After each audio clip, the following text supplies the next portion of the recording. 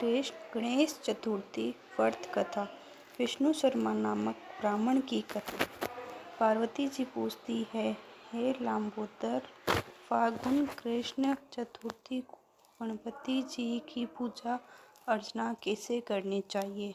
इस महीने में गणेश जी का पूजन किस नाम से होता है और आहार में क्या लेना चाहिए? गणेश जी ने कहा, हे माते, फाल्गुन चतुर्थी को हेरम्ब नाम से गणेश जी की पूजा करनी चाहिए। पूजा का विधान पहले कहीं नहीं कही गई विधि अनुसार है। इस दिन खीर में कनेर का फूल मिलाकर गुलाबास का लकड़ी से हवन करना चाहिए। विद्वानों के मतानुसार भोजन में घृत और चीनी ले। इस बारे में पहले समय की एक कथा सुनाता हूँ। जैसा कि युधिष्ठिर ने प्रश्न के उत्तर में श्री कृष्ण जी ने कहा था। श्री कृष्ण जी ने कहा कि पुराने समय में युनाश्व नाम के एक राजा हुए थे। वे बहुत उदार धर्मात्मा और देवताओं एवं ब्राह्मणों की पूजा करने वाले थे। उसके राज्य में विष्णु शर्मा नाम के एक विद्वान ब्राह्मण रहते थे। वे वेदों के ज्ञाता तथा धर्मशास्त्र का अनुसरण करने वाले थे। इसके 7 पुत्र हुए। वे सब धनी थे, लेकिन आपसी वैमनस्यता की वजह से वे सब अलग रहने लगे। उसके पिता हरेक पुत्र के घर क्रमश एक दिन भोजन करते थे। धीरे धीरे वे वृद्ध होकर दुर्बल हो गए। वे अपनी पुत्र वधुओं द्वारा अमानित होकर रोते रहते थे। एक बार विष्णु शर्मा गणेश चतुर्थी का व्रत रखकर अपनी बड़ी पुत्र वधु के घर पहुँचे। उन्होंने कहा, हे बहुरानी, आज मैंने गणेश जी का व्रत किया है। तुम पूजन का सामान इकट्ठा कर दो। गणेश जी खुश होकर बहुत धन देंगे। यह सुनकर बहू कठोर वाणी से बोली, हे ससुर जी, मुझे घर के कार्यों से ही अवकाश नहीं मिलता। मेरे पास फिजूल के कामों में पड़ने का वक्त नहीं है। आप सदैव ही कुछ न कुछ कार्य बताते रहते हो। आज गणेश जी का व्रत करने को कह दिया। मैं गणेश जी व्रत को नहीं जानती और न ही तुम्हारे गणेश जी को। आप यहाँ से चले जाइए। बहू की डांट फटकार सुनकर वह चाहो बहुओं के घर क्रमश गया, किंतु सभी ने डांट फटकार कर उसे भगा दिया। सभी जगह अनादर पाकर वह दुर्बल शरीर ब्राह्मण बहुत ही दुखी हुआ। अंत में वह छोटी बहू के घर जा बैठा। छोटी बहू बहुत निर्धन थी। वह सकुचाता हुआ बोला कि अरे बहू रानी, अब मैं कहाँ जाऊँ? सब बहुओं ने मुझे झिड़क दिया। तेरे पास तो व्रत के सामान को इकट्ठा करने का कोई साधन नहीं दिख रहा। मैं स्वयं भी बहुत वृद्ध हो गया हूँ। हे कल्याणी बहू, मैं बार बार विचारता हूँ कि इस व्रत को करने से सिद्धि मिलेगी और सभी दुखों का नाश हो जाएगा।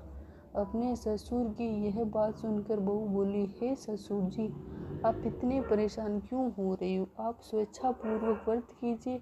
आपके साथ मैं भी इस व्रत को करूँगी। इससे हमारे दुखों का नाश होगा।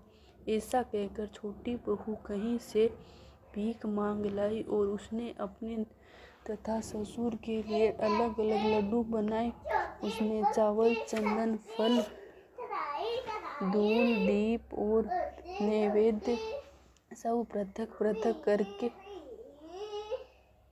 पृथक करके ससुर के साथ पूजन किया।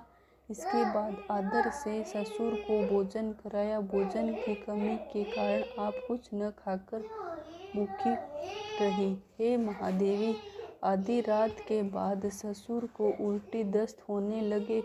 इससे उसके दोनों पैर गंदे हो गए। उसने ससुर के पैर धुलवाए और शरीर पोंछा। वह दुखी होने लगी कि मुझे अभागिन के कारण आपकी ऐसी दशा क्यों हुई। हे ससुर जी, रात्रि में अब मैं कहाँ जाऊँ, मुझे कोई उपाय सुझाइए। सारी रात विलाप करते रहने से अनजानों में उसका जागरण भी हो गया, और जब सुबह हुई तो छोटी बहू क्या देखती है कि उसके घर में हीरे मोती और मणियाँ बिखरी पड़ी थी और घर प्रकाशित हो रहा था। उसके ससुर के उल्टी दस्त भी अब बंद हो गए थे। हैरान होकर वह अपने ससुर से पूछने लगी, यह क्या हुआ, यह धन किसका है? अरे इतने हीरे मणि मूंगा आदि मेरे घर में कैसे आ गए?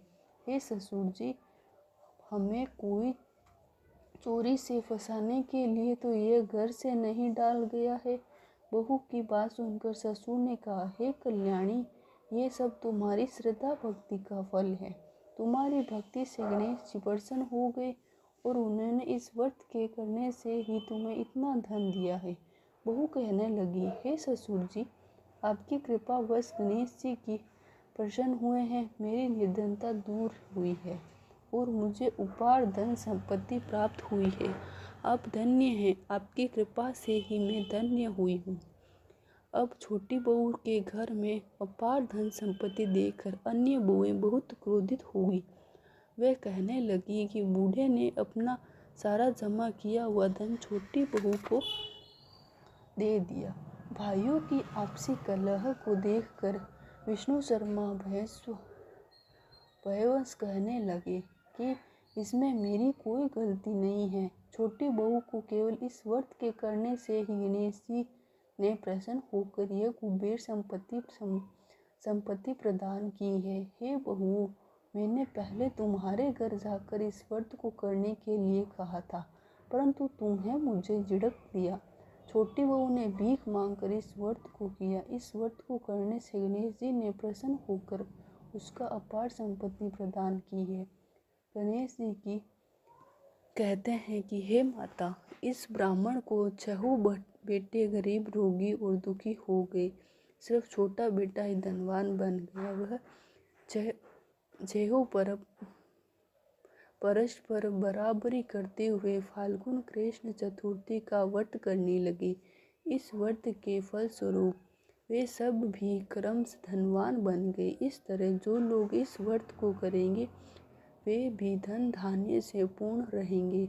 श्री कृष्ण जी कहते हैं कि हे युधिष्ठिर, गणेश चतुर्थी के व्रत को करने से राज्य की इच्छा वाले राज्य प्राप्त होता है। हे राजन, आप भी इस व्रत को करें। इस व्रत के प्रभाव से आप कष्टों से मुक्ति पाकर राज्य का सुख भोगने लगेंगे। कृष्ण जी यह कथा सुनकर युधिष्ठिर अति प्रसन्न हुए और इस व्रत को करके गणेश जी की अनुकंपा की संपत्ति राज्य को शासक हुए। फाल्गुन कृष्ण गणेश चतुर्थी व्रत कथा यही समाप्त होती है। वो बोल रहे नहीं, वो बंद कर दी ऊपर की वासु।